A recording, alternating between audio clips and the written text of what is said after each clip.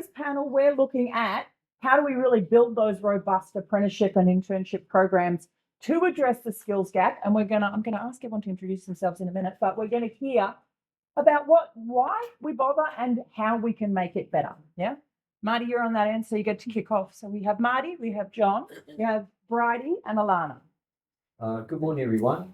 I'm Marty Burgess. I'm the CEO of Workplace Learning with you today with our Mindflight program, as well as being at Mindflight and Workplace Learning, where we place students who are doing their vocational course in the HSC.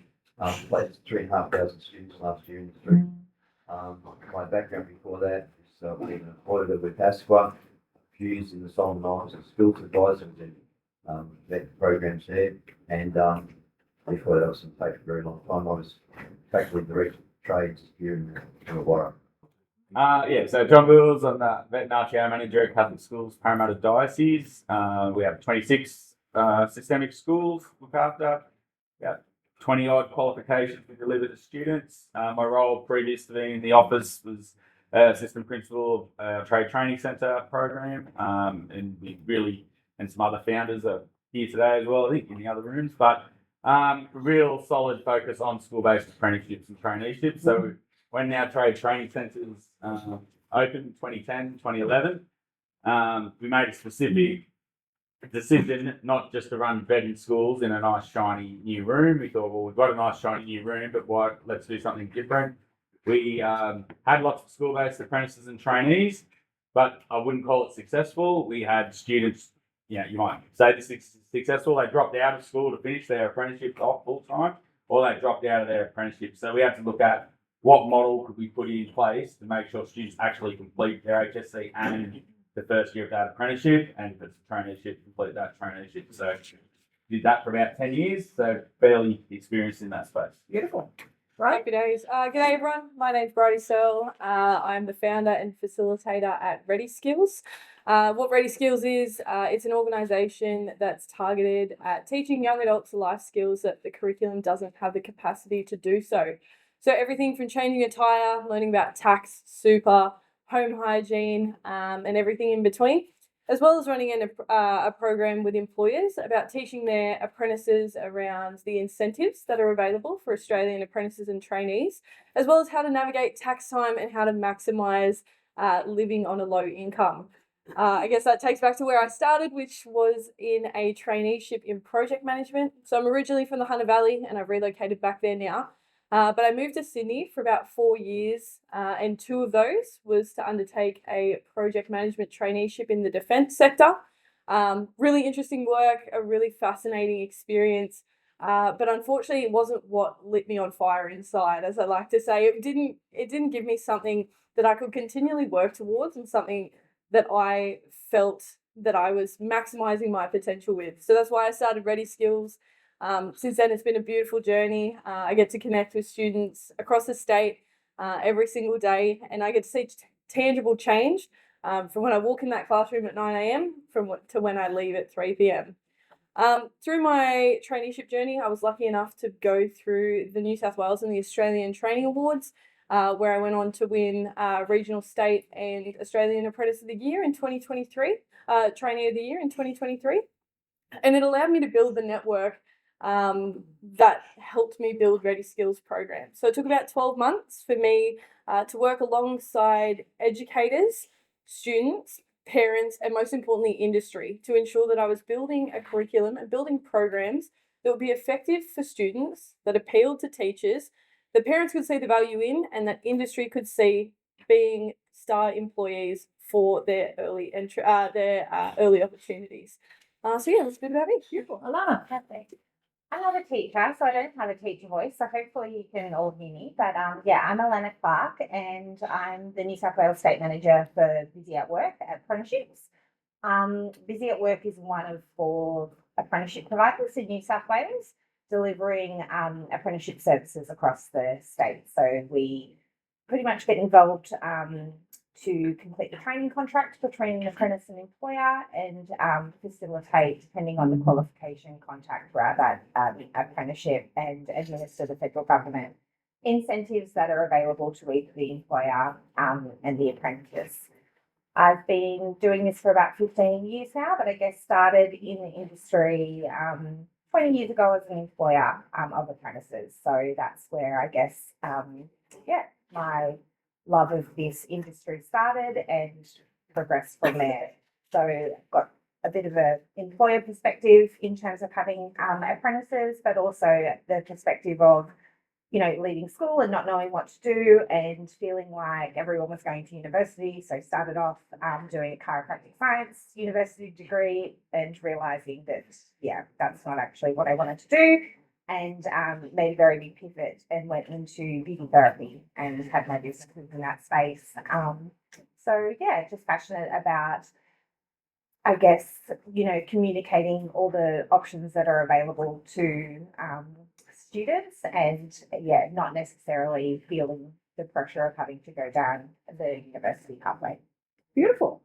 So, our conversation is around how do we build it? How do we build these great platforms? So before we kick that up, John, I do have a question for you. Why does it matter? Why does having the apprenticeship model matter? So, well, yeah, I think we have to have that. We've got to address that skills shortage. Gary, we need the pipeline in, and you need to be learning on the job. So I think the apprenticeship model, and I think the apprenticeship model could be applied to many other industries. I'd put my hand up and say teaching should be more of an apprenticeship. You need that. I don't know how we all went to uni, did our 3 or 4 years there, and then really didn't start learning about how to teach till you got into it. And for some people, you find out you don't build for it. It's not what you'd like to do. So I think many industries could take on the apprenticeship type model. And why is it important at school? And I suppose I'm pretty down the line on a lot of it, though. I've got some pretty firm views on things. It's definitely not work experience, and that's the big thing. Like I'm really lean on the employer side of these things. The employer is really investing in the young person, so they want someone who actually understands their industry and wants to be there. It's not just, I'm trying to escape school, I'll try this apprenticeship, or I'm mucking up at school. Maybe some time, one day a week at work might help you engage in school. So it's all that work that many people in the room do now to actually unpack what is a specific industry all about, providing proper work experience opportunities, and then students making informed choices. So it's not a try before you buy scenario. Signing into the apprenticeship this is what I want to do, at least for the next, and in school-based situation, it's 5 years. So I always talk to the students, you're committing for the next 5 years of your life. It's not, I might just do this for year 11 and 12, and then I'll see if I want to continue with it. And another thing when it's apprenticeship, so different to traineeship, apprenticeship, you are making that decision there and then that it's not an ATAR. Because what are you saying to the employer if you're signing into an apprenticeship, but, I'm going to sit exams and get an ATAR as well? That's like, you've signed up for 5 years, you've signed up for 5 years, and you still go to uni afterwards if that's where your career takes you. But signing into a school-based apprenticeship means that's where I see myself being. And look, doesn't go swimmingly for everyone, and they might change their mind, but at least the intention to start needs to be, for the next 5 years, this is where I see myself going. So it's putting those sort of parameters in place, and that's how it'll make things successful. So you've got to be sort of firm with the students and the parents up front, and really drill down. Even things like, want to be an electrician. So you've got to go have a look at the students' results. Like, are you ready to be an electrician yet? If you're in the lowest maths getting a D, you're not ready. So it's about then, okay, you still want to be an electrician. How do we set you up for success by the end of year 12? You will be ready to be an electrician. So there's a lot of conversations that need to happen around it. But why is it important? Well, yes, it's to address the shortage. So we've got a pipeline of workers, and then people that will become the next business owners to employ the next lot. So thinking about that in terms of, okay, so there's a decent why factor, it's also there. The other piece that I think we always have to call out is, we talk about love of learning at the beginning of the day, right? Let's get everyone to love learning. Learning looks different to all of us, yeah?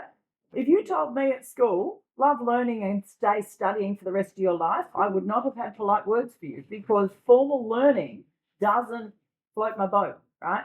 So for many people who are thriving, and I do genuinely see thriving in the apprenticeship, the formal learning of sit, regurgitate, that's not them. So that's not a us or them or anything. It's another learning model. So I guess a question for you, Bridie, from having had that experience. What are the blocks in terms of people or young people wanting to or being able to engage in that apprenticeship model? Well, I think a big one, and it's more towards administrative qualifications and qualifications that you can do without working on plant or, with equipment, is the focus on digital learning. Coming from someone who did a Cert 4 digitally, it sucks. It's a horrible way to learn. There is a lack of structure, and I guess it is dependent from RTO to RTO. But it is a real challenge. It's a real struggle because it's an invisible workload that the employer doesn't always see. So there's a lot of focus on the flexibility. And I understand for rural people, for people from diverse circumstances, the digital learning is a pathway and it's definitely necessary. And it's something that we should continue to implement. But there needs to be a bigger support structure around it. Mhm. So I work with a lot of young people, young adults, apprentices, trainees, students, and lots of them have very different takes on their learning experiences. I see a lot of apprentices that go 1 day a week. I see apprentices that go in a block. So they might go, once every 6 weeks, they'll go for 5 days to TAFE. And it's dependent on the learner, what works for them. But one of the biggest things I've seen is with that block learning, it can be a real struggle for people in rural areas that have to travel so far. They then have to go and pay for their own accommodation. A lot of our apprentices, trainees, 15, 16, 17, they don't have their own transport either. So parents are taking time out of their lives, taking time away from their jobs to drive these young people, well, they don't have access to it at all.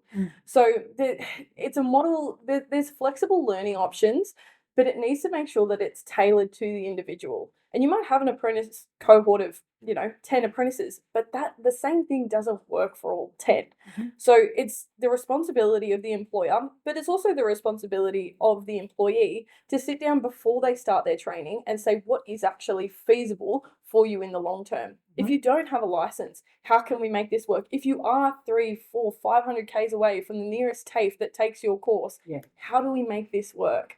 And again, I bring back to the digital qualifications, it can be a huge struggle. Now, in Australia, the apprentice retention numbers, we sit somewhere around 55%, which is simply not good enough. But it begins with the support structure and it ends with the support structure. And that support in schools as well. It's support from educators, it's support from parents, and it's support from their employer. But it's through the life cycle of the apprenticeship that we need to continue to maintain that support. But as I said, it's the informed decision of the employer and of the employee at the beginning of the training contract about what's feasible. And if they do have dramatic changes in their lives, say you lose your license, say you're no longer able to commit to this travel, it needs to be an honest and transparent conversation so that you can continue your learning journey. And, the likes of Apprenticeship Support Australia and the different supporting bodies can help you tailor your options. No.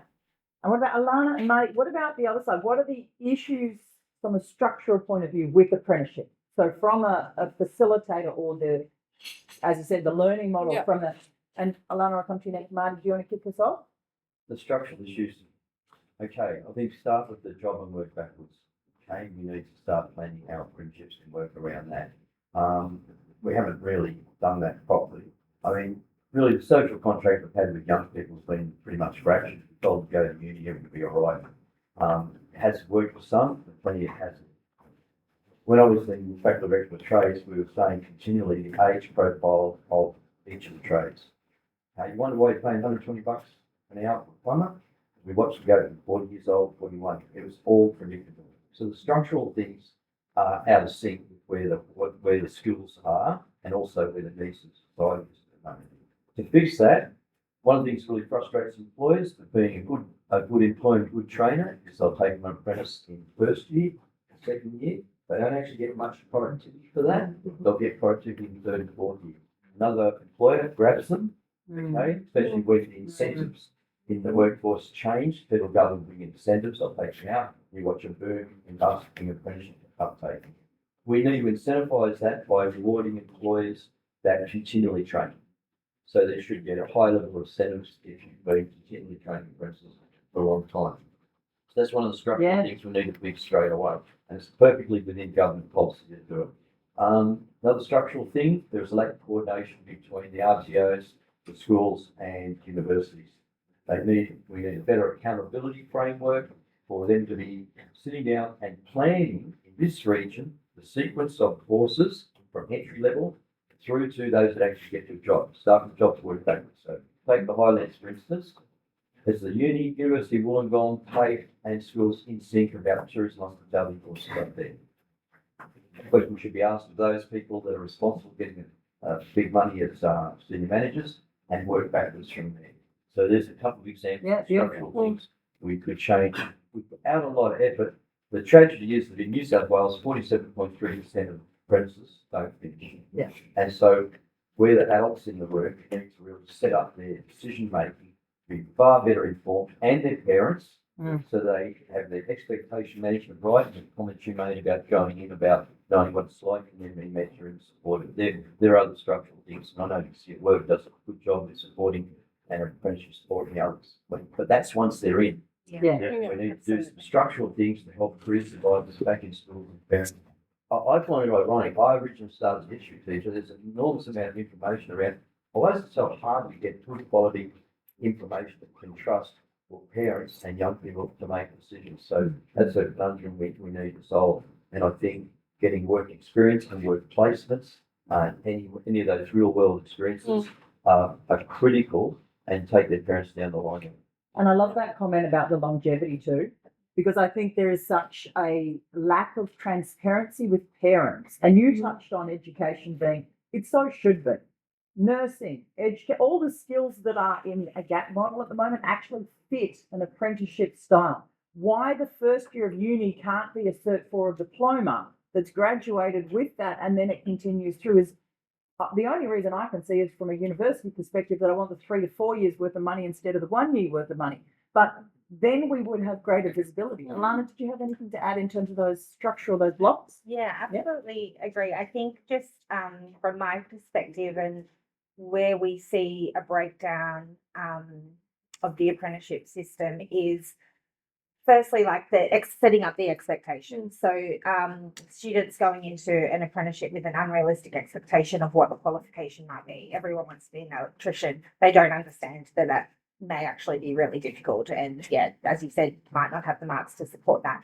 Or even from my experience having apprentices coming into beauty therapy expecting that it's really going to be this wonderful, nice, not cleaning wax off the floor, which is just part of the role. So having those really honest conversations up front before making that commitment so they can understand what a day in the life of that trade looks like, what it's, the financial impact, how they're going to manage that, all of those things, and being upfront and honest with them before they enter it and making that decision. But the other side of that, I think, which is a real barrier to the outcome, which ultimately is for us to increase completions of apprenticeships, is employers and the support that we offer employers. I see time and time again employers that are fantastic tradespeople and fantastic at what they do, but they're not business owners. They don't know how to mentor. They don't know how to manage. If we can provide greater support to employers around what that looks like and how to support their apprentices and trainees in the workplace, I truly believe that will convert to increased completion. So, we do have mentoring available to employers, especially first-time employers. And what we've seen really working is Training Services New South Wales offers supervisory workshops for employers of apprentices and trainees, and that's a fantastic workshop. I recently did one up in Newcastle to sit in and see what they actually learn, and so we can go out and advocate for that and try and get people into it. But it's about convincing employers to invest the time, because they have to take 4 hours off their business and go and do this face-to-face workshop. So it's, I guess, finding that balance and buying from them to understand and make that investment into their apprentices and trainees. I will put back to the room for questions in a moment. I guess another thing to think about, because that it's exactly right about the links around that space. The other piece is there are students who are completing school, completing a 4-year university degree and never having workplace experience. So your point is excellent. An apprenticeship is not work experience, it's workplace learning. So I have a lot of clients who I'm working with who have completed that many years, and I'm talking about never worked for someone. Can you imagine? Never. And the way I describe it is you need to prove you can turn up on time, dress appropriately, have someone be rude to you. That's completely wrong, but you don't tell them they're completely wrong.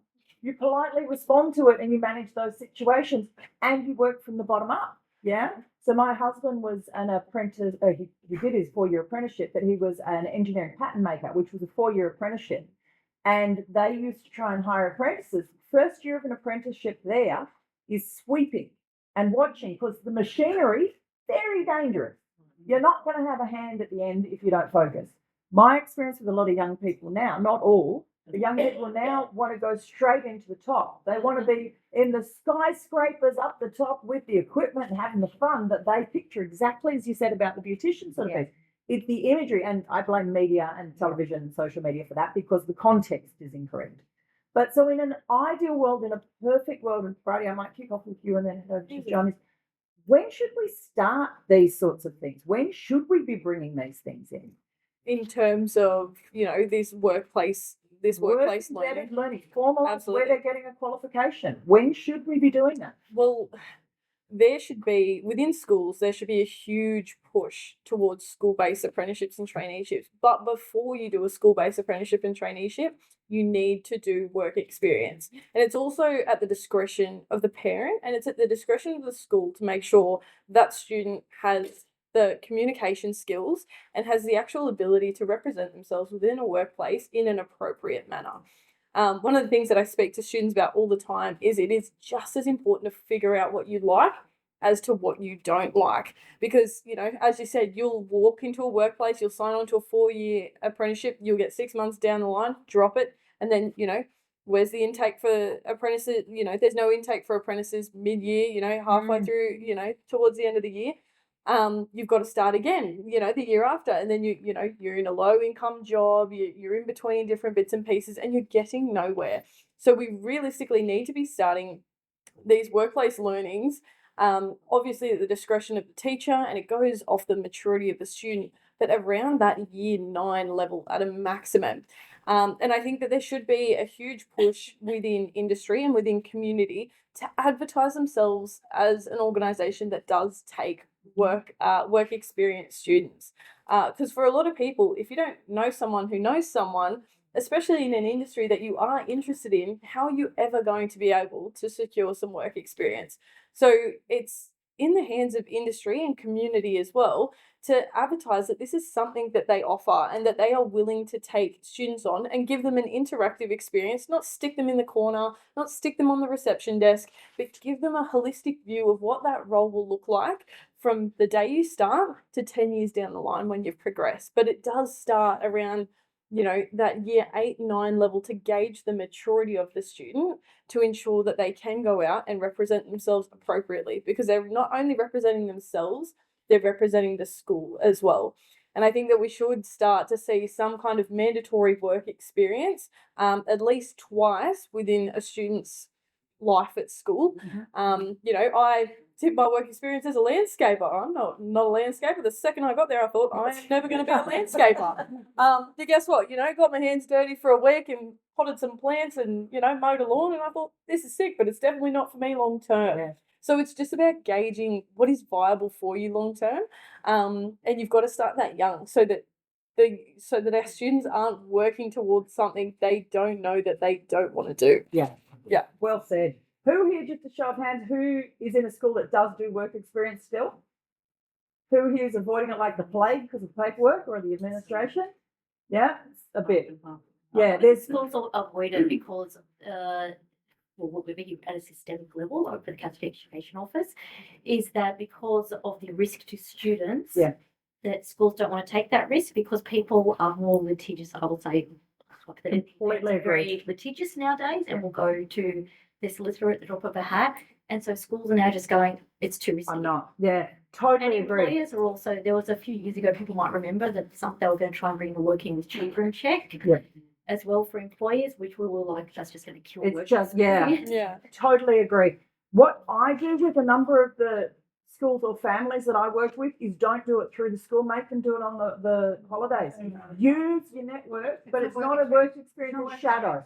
It's not a work experience, it's a shadow, it's a conversation. It's not going in As and soon as the working. school knows about it though, you've got a duty there. So yeah, that might be great, but as soon as you're aware of it, Yeah, so you just got to avoid, like, that's great. which Go goes do back to something. your risk. Yeah, uncle might take you out, I don't know. But as soon as you know as a school, you are, Yeah. yeah. So come back So, to yeah. this question. Yeah, so When this should you question. formally- So yeah, 100%, like I'm like, and it was mentioned this morning as well, primary school, we've got to start getting this exposure out Yeah. there. So that doesn't mean we've got, year 5 kids off at work, but it's how do we bring these links in? How do we get Correct. industry into schools, in primary school, and start, and with parents, it's a better time to get the parents engaged to actually come to school. In primary school, it's very hard in Yeah. high school. So I think that's where it begins. And I think, what is work experience? We need to look at that as well, because you just mentioned the issues and the paperwork. How do we, like, I'm sitting in that seat in our head office about how do we try and how do we simplify it for employers. I recently did it as a parent for my son to try and just scored a full-time apprenticeship from year 10, but trying to do the work experience paperwork and me sitting with and these are my forms. And I'm sitting with the employer going, this is ridiculous. I'm thinking, this is hard work. If I wasn't here, how would this guy do this? And so how do we simplify it and make it work for everybody? And then maybe it is more incursion based. It's immersion days. It's Yeah. just got to be a range of everything. But 100%. Before you take on that Yeah. commitment to an actual job, whether it's full-time apprenticeship or a school base, you have to do some time in there. And I think the bigger part is like encourage every student to get a part-time job. yeah. I think that's where you learn all those skills, those transferable skills, and it doesn't matter, like you said, even going off to do your landscaping. Oh, 100%. You learn how to get out of bed, get up, Yeah. pack your lunch, Just get there. Stupid. And then one of the biggest strengths where your work is now is our vocational courses in New South Wales, all the framework courses. Like, it's one of the big strengths is the mandated work placement. Mm. So yes, it has its challenges. Yes, do students need to do 2 weeks of it for every course if they're doing multiples? There's lots of things we can review, but it's such a strength that kids have to go out to do work placement. And so at least we can do all those introductory things from primary school up to year 11. But then year 11 they get that opportunity. So again, what a great opportunity it is to take on a vocational course in years 11 and 12. And that rethinking. Yeah. Rethinking how, right? So what can we do as immersions? What can we do as excursions? But how can we rethink what we're doing instead of doing what we are? Can I ask show of hands in the room if you've got leaders who are part of the problem with trying to create a different model of doing it, or if you, part of the problem? Anyone got leaders that are so on board if you take an idea to them? Anyone not had the conversation with their leaders by the look of the room?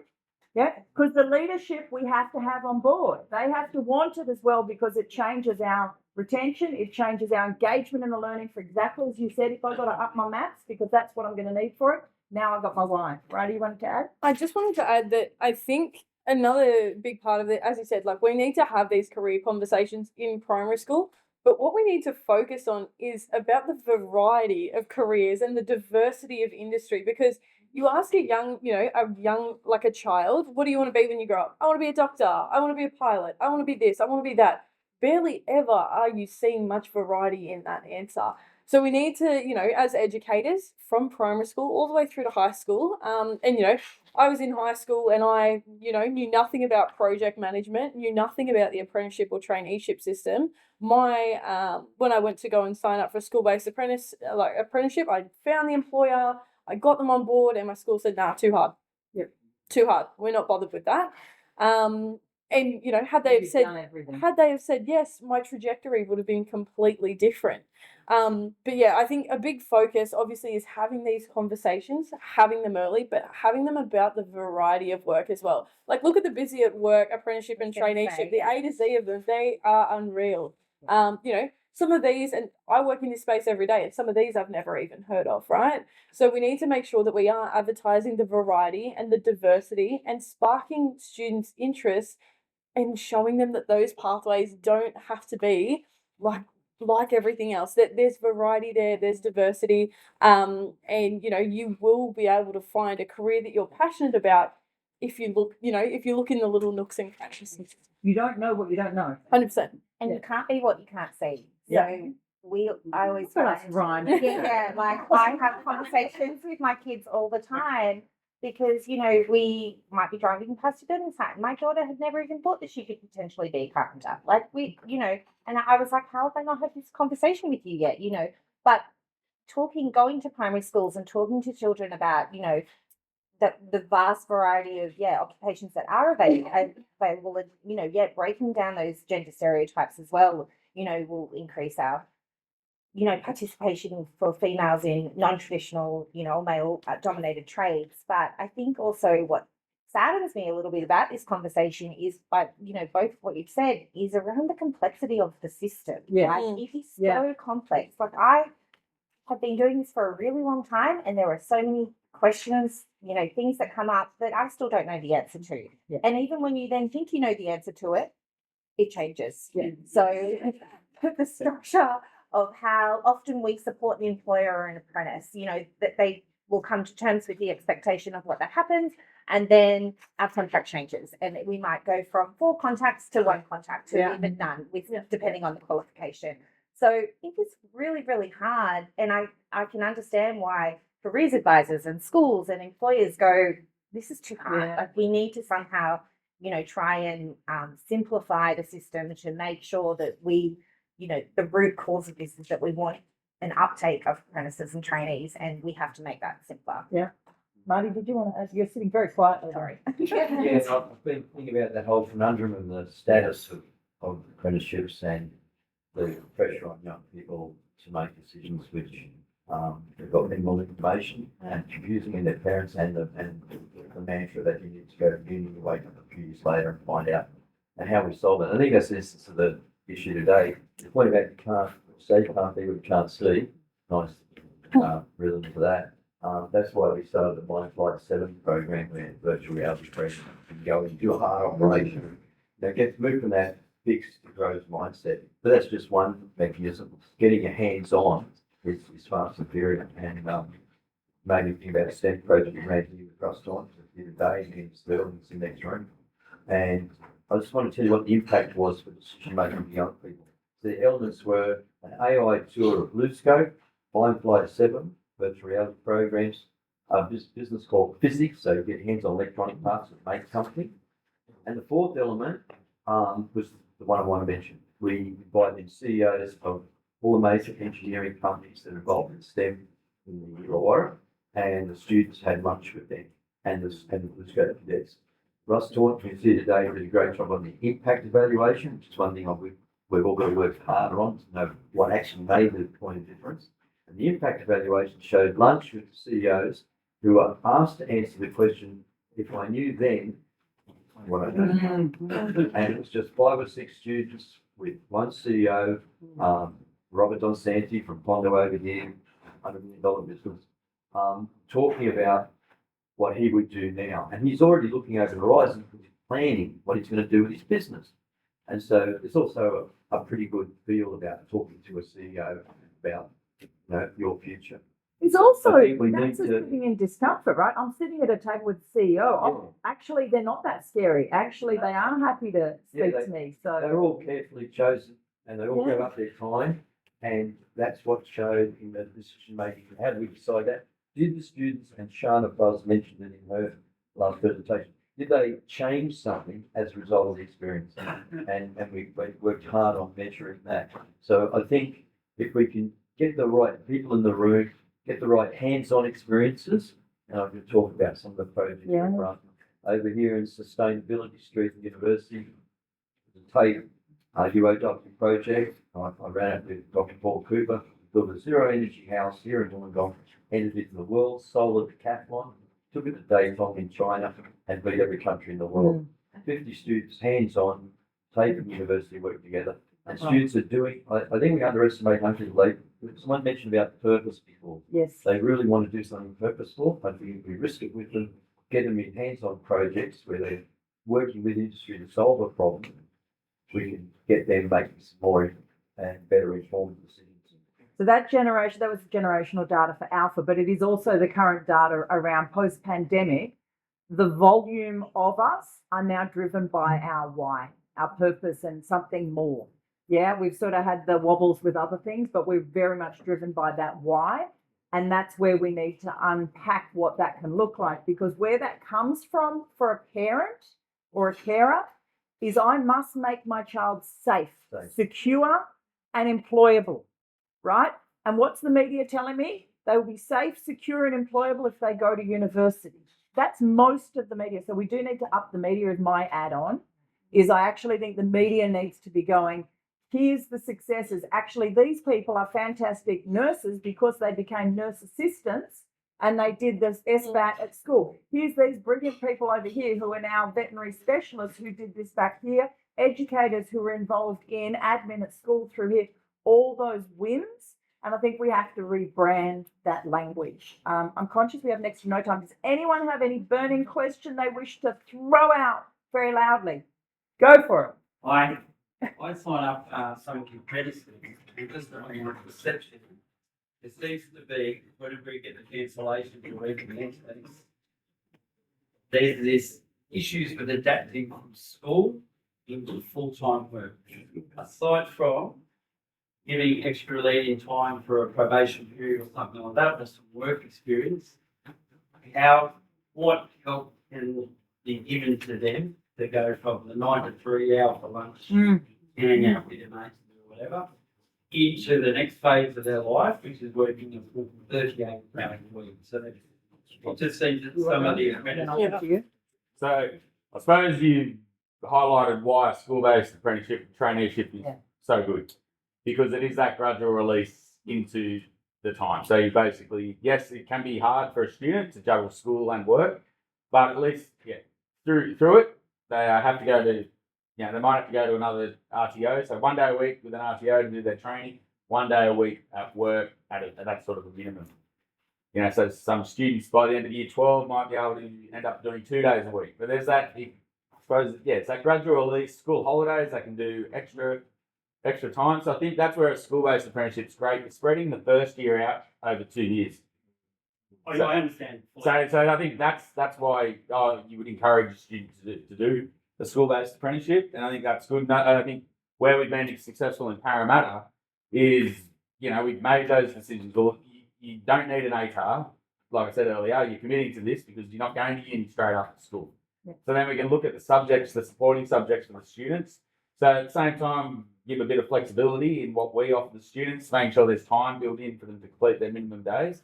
But I think, I don't know, really, other than students getting a part-time job and letting them learn about the world of work, I don't know how you're going to address that issue. If someone just goes straight to a full-time apprenticeship leaving school with no work experience, you've got to do all your... Well, that's kind of what I was going to kind of turn towards. Yes, there's the workplace, and you can go into a part-time role and you can do work experience and you can do all these bits and pieces, but it's also, the little things that kind of sneak up on you. Like I said before, tax, super, managing your finances, the psychological effects of being in a workplace, someone's picking on you because you're the first year apprentice, all these different bits and pieces. And that's what I do within my programs within the schools, right? So, it's going in and we're talking about, how you can have a conversation about pay in a respectful way. That's a big one. How you can have respectful conversations, how to dress appropriately,